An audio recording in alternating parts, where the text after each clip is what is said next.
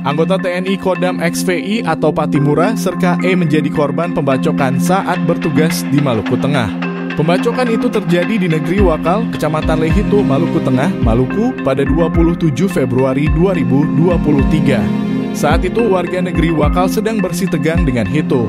Akibat dianiaya, Serka E dirawat intensif di RST Ambon. Dalam kasus ini, polisi kemudian menetapkan 4 orang sebagai tersangka. Satu di antaranya sudah ditangkap Satreskrim Polresta Ambon, yakni DN alias Kertas. Kita amankan tersangka D, N alias Kertas pada 6 Juni kemarin. Kemudian dalam waktu 2 hari kita mengajak teman dari Komnas HAM untuk sama-sama melihat pemeriksaannya. Kita buka tabirnya, kata Kapolresta Ambon Kombes Raja Arthur Simamora kepada Awak Media. Senin 19 Juni 2023. Selain Kertas, juga ada tersangka yang sudah ditangkap polisi yakni HW alias Buce. Sementara 2 tersangka lain yakni R, B alias Baret dan A, M alias Arwan masih buron.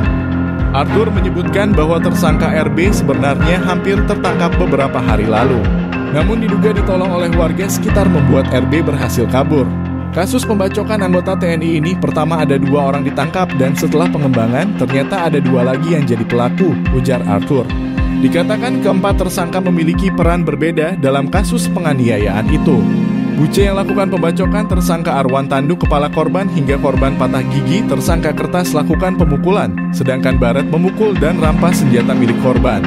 Khusus tersangka Buce sudah diperiksa sebelumnya dan dilakukan pinjam tahan dari Lapas Ambon karena keempatnya punya peran masing-masing yang kita harus selidiki, tuturnya. Arthur menuturkan bahwa senjata milik Serka E yang dirampas Baret inilah yang dipakai menembak anggota Brimob di seberang jembatan saat menghalau massa yang bersih tegang saat itu.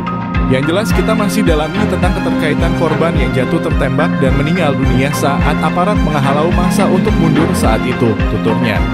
Arthur juga menyebutkan bahwa kasus ini diungkap untuk menunjukkan ada upaya kepolisian untuk melakukan penegakan hukum. Para tersangka dijerat dengan pasal berbeda-beda.